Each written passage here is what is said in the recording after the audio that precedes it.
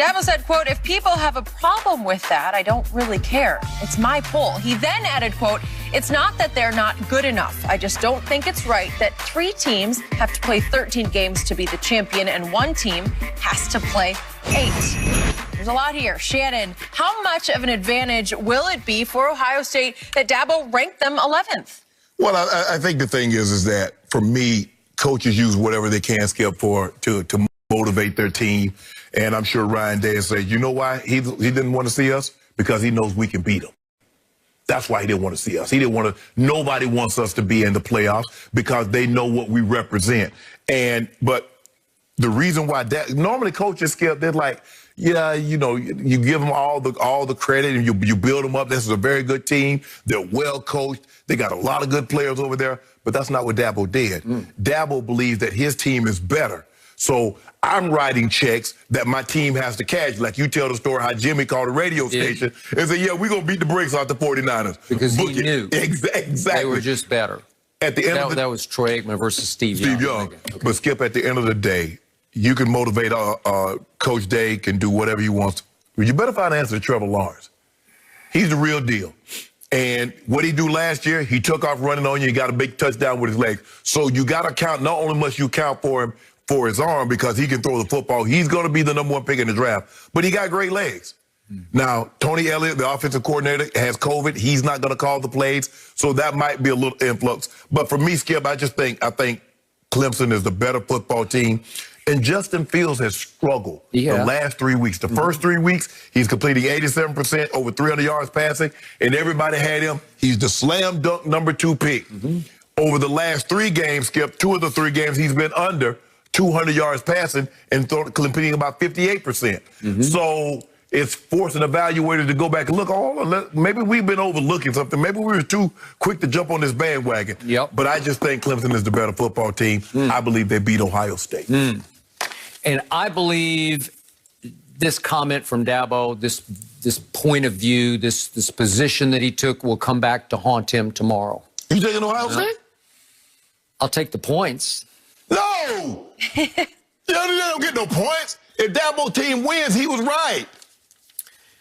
I just have a feeling, I wouldn't bet on it, but I have a feeling Ohio State will win this game. So I'll go ahead and say I will predict they will win it. Can we get them to? And we'll get to that in just 1 second. But my proof positive happened last night. I don't know if you happened to watch my Oklahoma Sooners. Oh, maybe even for a couple of minutes. I did. Because it was over in a couple of minutes. Called Trask. 3 interceptions on his first 3 possessions.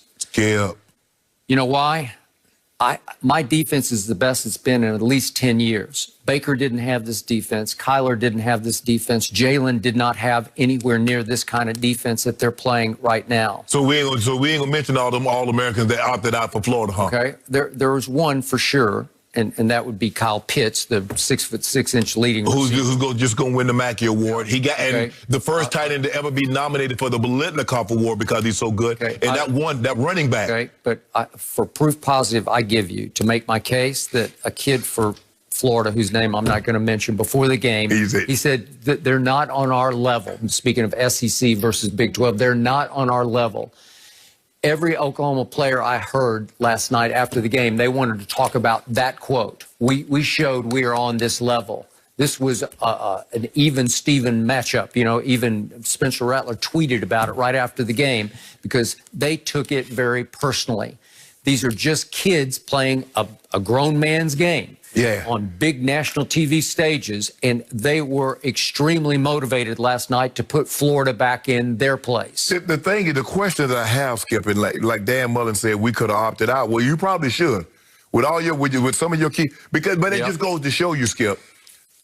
Kyle Trask had an unbelievable season, but you see, when he doesn't have those All-Americans, Kyle Pitt was the first team All-American. The running back, I think, was the first or second team All-American athlete, return guy. So they have some athletes, Skip. And Kyle Trask looked very, very average last night. Skip, that guy led the nation in touchdown passes. And I think he led the nation in passing yards. And he looked like a guy. He's a Heisman finalist. Yes. Yeah, no, Skip, but I guess that's the Heisman curse because, a lot of guys win the Heisman, Skip, and then they go to the game. Vinny Testaverde, we've seen a lot of guys win the Heisman and just like, what happened to you? Oklahoma averaged 10.5 yards per play last night for the whole game. Every time they snapped the football, they averaged 10.5.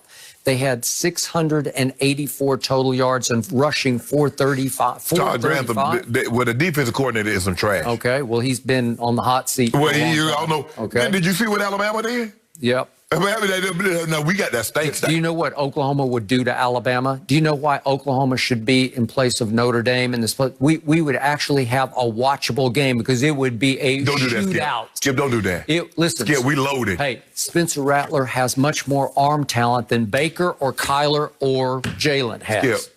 Spencer Rattler can throw it. I'm not saying he's a better quarterback.